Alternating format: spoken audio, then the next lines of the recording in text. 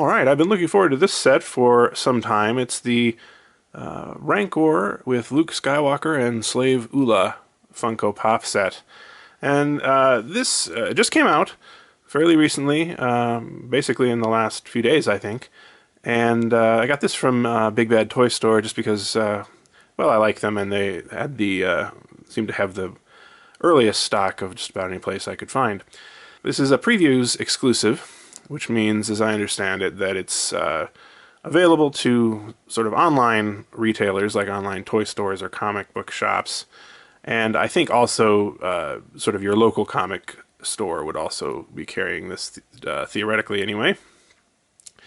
It retails for about $40, which is a little high for 3 pop figures, of course, but one of these, the Rancor specifically, is quite large, as we will see. On the box we have artwork of the 3 characters. They're kind of interestingly arranged inside the box, kind of staggered. I don't know if you can tell, just sort of I think to get them in there in the least amount of space. But it's not exactly the most sort of pleasing arrangement, really. I mean, if you're just going to be having this as displayed in the box, I could think of maybe better ways to do it, but it would probably make the box bigger. Now on the back, we've also got the same artwork and the usual, I don't know, previews or examples of related characters here. Luke Skywalker, Princess Leia, TIE Fighter pilot, Nayland Cheel, and Bib Fortuna. So a couple of these are relevant to Jabba's palace.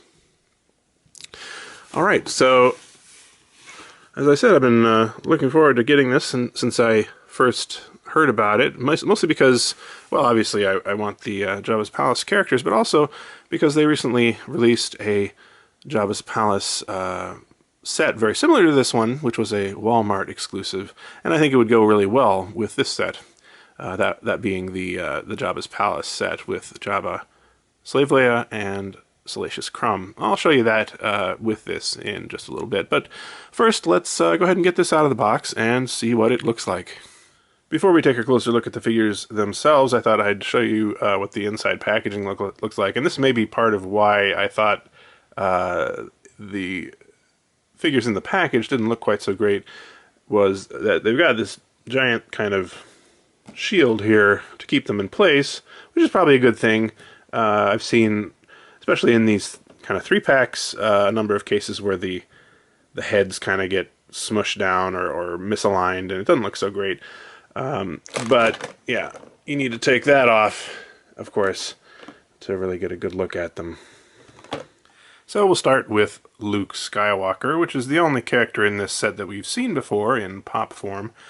And I think it'd be easiest to just make a comparison between this and the previous version, so you can see where some of the differences lie.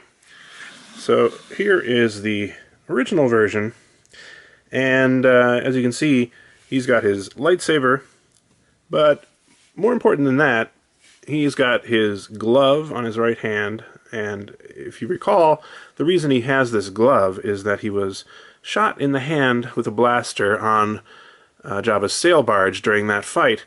So if he has the glove, then technically this should be a post-Jabba's Palace version of Luke.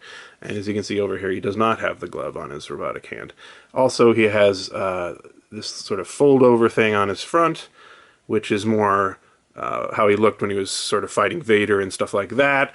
And with this one, he has his vest on, which was his Jabba's Palace look, although he also, of course, had a cloak on for part of the time during Jabba's Palace, but not during the Rancor pit, which is when this would be from. And of course, the last difference is this bone, which he uses to prop open the Rancor's mouth during his fight.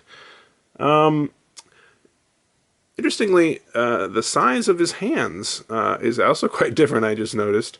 The original Luke figure's hands are quite a bit bigger for whatever reason. The heads seem more or less identical, although the color of hair is rather different. So, let's see, anything else? Yeah, not a whole lot. Now, you may notice here that they're both kind of staring off in different directions, and this is one problem that I have a lot with these bobbleheads, and the main reason, actually, that I don't really like bobbleheads, because they are hard to get situated properly. They're hard to pose. Oftentimes they'll come out of the package like this, where it's just sort of staring off in one direction or the other. I've tried to fix this a little bit by adjusting the spring underneath here. You can see there's that spring, but it's hard. I'll do some more fiddling with that later on, I guess, but it's a shame. In case you weren't aware, the reason Star Wars Funko Pop figures are bobbleheads has to do with the licensing agreements, basically. Funko, as I understand it, they either couldn't get the license to make just plain figures, or else it was too expensive or something. However, if they made them bobbleheads, they could. So basically, they're identical to their other figures, with the exception of the fact that they're bobbleheads for Star Wars. Kind of annoying, in my opinion, but what are you going to do?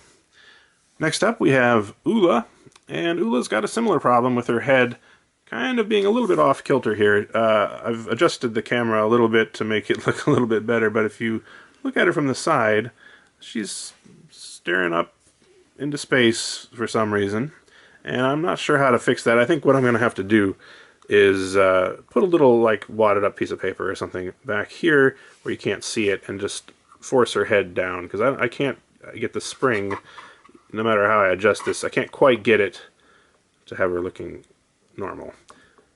And that's, as I said, one of the reasons that I don't really like the bobbleheads. But in any case, in terms of her sculpting and everything, it looks really good. She's got her head tentacles, or leku, looking really, I think, pretty cute there with their chubbiness. Her outfit is pretty much what you would expect, and they've got her her makeup done pretty well as well. Now, a lot of these female figures tend to be on the small-bodied side. They have these really slim bodies and gigantic heads. You can see this also with the previous standing Leia figure that they released, which means that they tend to be really top-heavy. I don't know, I haven't tried this before, but let's give it a try and see if she can stand on her own without the... No, there's no way this is going to work. Let's try Leia. Okay. And, oh, I just noticed something. I had put some glue dots here because I think she maybe even had trouble staying on her base. So yeah, Leia was definitely very top-heavy. Same with Oola. So you're not going to be able to display her without the base, unless you want to do something like I did with the glue dots or some other solution. But aside from that, good figure, and I'm glad to see more Oola collectibles. Finally, we have the Rancor Monster, the big guy himself. And I will say, this is a very large and heavy figure, quite heavy. So I sort of get why you're paying a bit extra for this set. In fact, let's compare him just briefly to Oola. You can see just how massive he really is. So, in terms of his sculpt, there's something a little bit off about this face to me. I found actually in the past, and this was true with several other Rancor figures where they've tried to make him cute, is that it often doesn't work very well. I don't know what it is about the Rancor design, but it's a little tricky. I wouldn't exactly call this the cutest thing I've ever seen in my life, but it works as a Rancor. I think they've got a pretty good paint job on here, actually. It looks to have a sort of base brown color and then some sort of a wash on top of it. Inside we've got a nice glossy pink for his tongue, and then his teeth. One of these teeth is broken off, but I mean, that's intentional. That's kind of a cool little detail there. On his feet, you can see that they've added that wash to make them look dirty, which is kind of cool. And, you know, his body overall is especially from the back. Definitely looks like a Rancor. That's a Rancor. The bobblehead, though, I shouldn't keep talking about this, but looks a little weird on here, actually. Just to have it sort of glommed on the front of him there, and also just to have it being rocking around like this all the time if you move him at all, a little weird. But let's move on. I did notice one thing on his side. Now, you may not know this, but the Rancor does in fact have an earring, one earring. But this is, even though they've sculpted it here, they have not painted it at all. I found that interesting because on my Slave Leia, standing Slave Leia figure, they also forgot to paint one of her earrings. This is gold, as you can see here, but on this side it's just flesh color. I'm not sure if they actually forgot to paint this, or if this was an intentional decision. I would be interested to know if anybody has one that does have a painted earring. Let me know in the comments. It may have just been sort of a cost-cutting measure, I don't know. Now, the other color here that they've used for his manacle, or shackle, is a glossy black. I kind of would have preferred a gunmetal kind of color, making it look actually like metal, but it's alright. I would say that they did a good job of getting these little horn things painted pretty cleanly. And overall, this is quite well done, I would say. So, what I want to do now is take a look at all of the Jabba-related figures, pop figures that they have released up until now, and just see what they all look like together. So here we have all of them together.